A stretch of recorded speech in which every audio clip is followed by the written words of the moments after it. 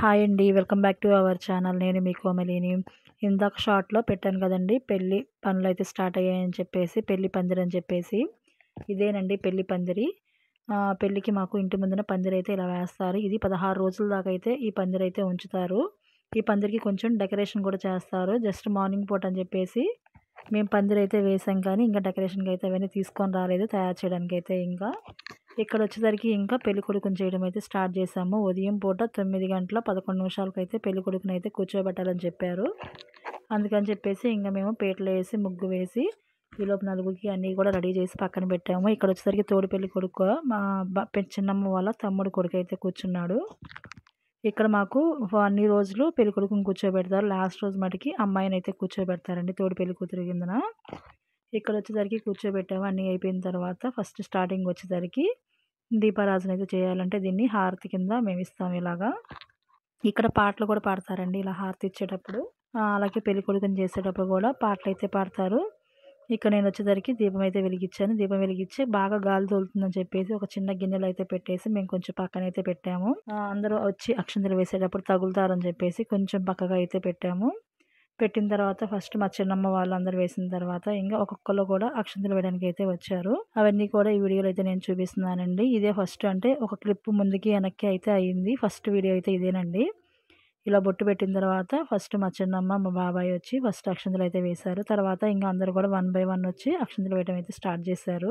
First రోజు వచ్చేసరికి మా సైడ్ వచ్చేసరికి ఫస్ట్ ఇంట్లో మొదటిగా పెళ్లి కొడుకుని చేయడం ఇంట్లో చేస్తారంటే తల్లిదండ్రులు చేస్తారు పెళ్లి కొడుకుని చేయడము. తర్వాత వచ్చేసరికి ఇంకెవరన్నా చేయాలి అనుకుంటే ఇంకా వాళ్ళు నెక్స్ట్ అదే రోజు సాయంత్రం కానీ నెక్స్ట్ డే కానీ అంటే మనం ఎంతమంది మనకు చేస్తారు అన్నదాన్ని బట్టి పెళ్లి కొడుకుని ఎప్పుడు చేయాలనుకునేది మనం నిర్ణయించుకుంటాము. ఎక్కువ మంది చేసేవాళ్ళు ఉంటే మనం కొంచెం ముందుగా అంటే కొన్ని రోజులు ముందుగా మొదలు పెట్టుకుంటాము. ఒక 4 డేస్ 5 డేస్ ముందు నుంచి మొదలు పెట్టుకుంటాము.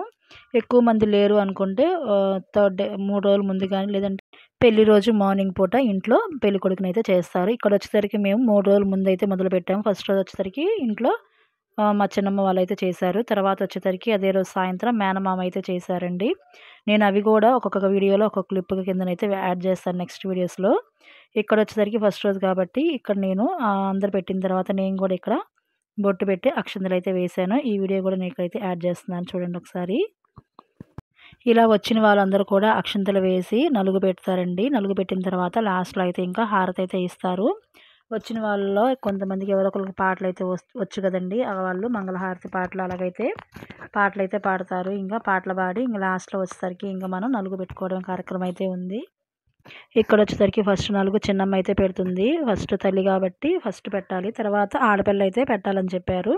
నేను పెట్టింది కూడా ఈ వీడియోలో అయితే నేను యాడ్ చేస్తానండి. ఇక్కడ నలుగు పెట్టేటప్పుడు అయితే అందరూ కూడా చాలా ఫన్నీగా కామెడీగా అయితే మాట్లాడుతూ ఉంటారు. ఇక్కడ వచ్చేసరికి ఇక్కడ నేను నలుగు పెడుతున్నాను. ఈలోపు అందరూ కూడా తాంబూలాలు అయితే రెడీ చేస్తున్నారండి. ఆ రోజు వర్షం పడటం వల్ల పొలం పోకుండా ఇంటికాడ ఉండటం వల్ల జనాలందరూ కూడా ఇంటి దగ్గరే ఉన్నారండి ఆ రోజు.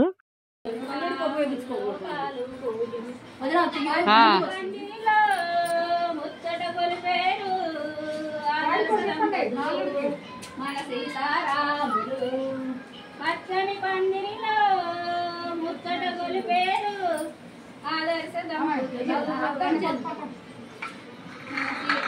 దగ్గర తీసుకురావా వదిన నన్ను ఒక్కదాన్ని ఇటు దగ్గర తీసుకొచ్చాను. పక్కకి వెళ్తాం అప్పుడు తీసుకుందాం. అందరూ వద్దు నాకు లాస్ట్లో తీపించుకుంది వద్దులు వచ్చి వద్దు